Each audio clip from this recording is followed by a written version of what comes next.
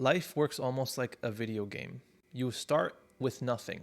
You have to level up, you have to get better gear, you have to defeat monsters in order to improve yourself, and you have to follow the main quest, and you have an end goal.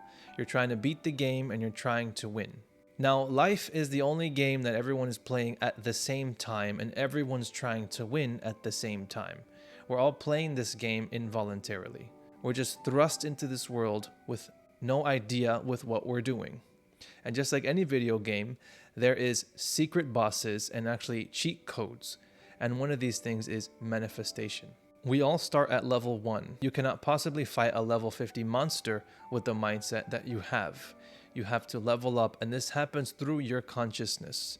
Physically, you can do things to improve yourself, but up until a certain point, you reach your limit. Your gear, your equipment, your weapons, and the way that you level up is all done through your mind and through consciousness itself.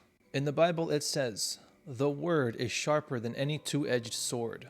It can cut through basically anything. And what this means symbolically is your mind. Your mind is that force, that powerful thing which cuts through reality itself. And then you probably heard of this verse. It's in Ephesians chapter 6, verse 11. "You put on the whole armor of God, that you may be able to stand up against the devil." And then the next one follows, "For we wrestle not against flesh and blood, but against principalities, against powers, and wickedness in high places." This wickedness in high places is your mind as well. You are not battling with anyone or anything around you. Everything happens within yourself. So when you put on the armor of God, essentially this is saying you're improving your mindset and expanding your consciousness. This all has to do with you at the end of the day.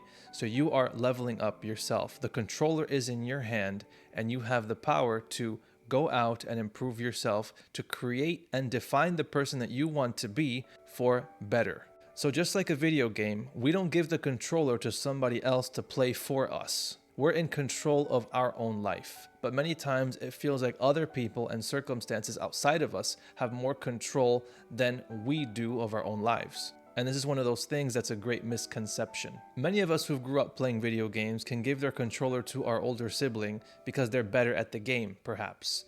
But what if you gave the controller to somebody who wants to sabotage you and ruin your character and ruin your game progress? Well, they're going to make a big disaster out of it. And this happens with people outside of us sometimes.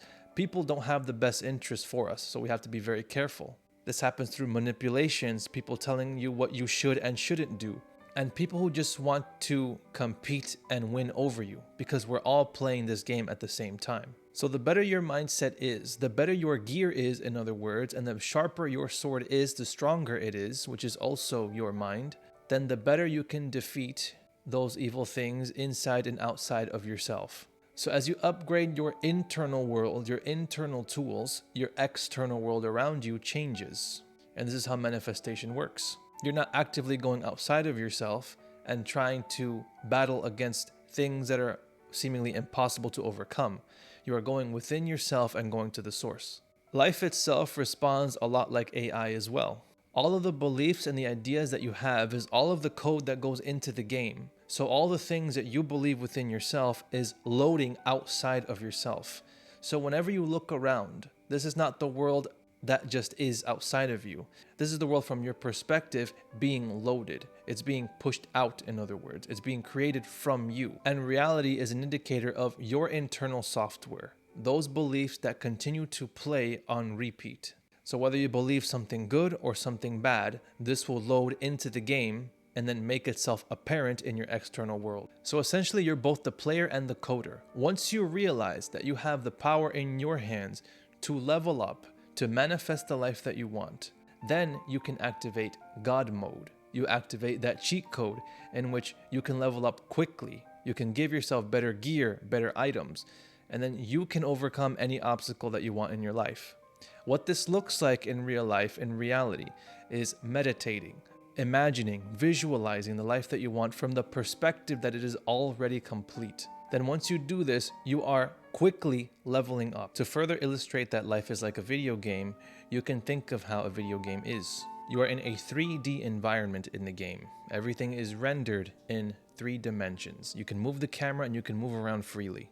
This world we're in has 3 dimensions. So this part shares the same thing.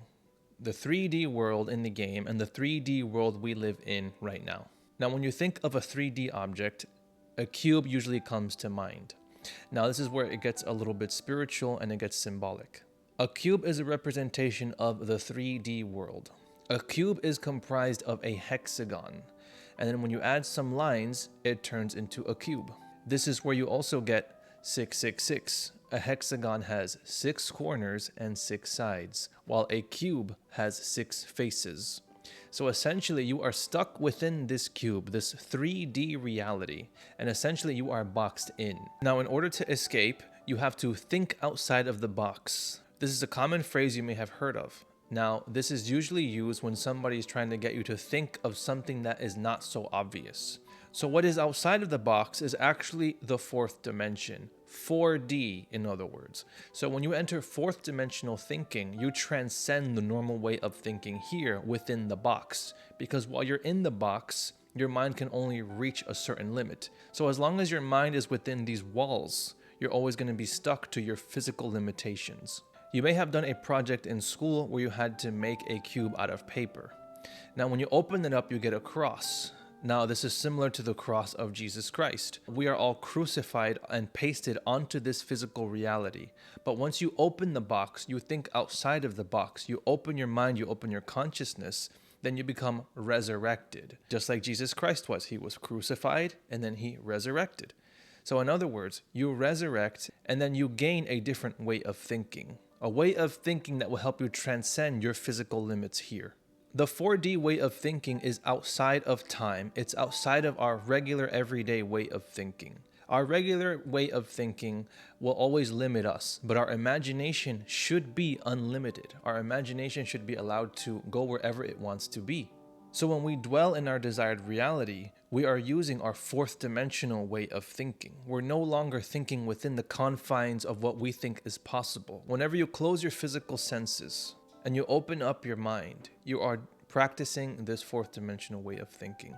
So don't let anyone grab your controller and take the life that you want from you.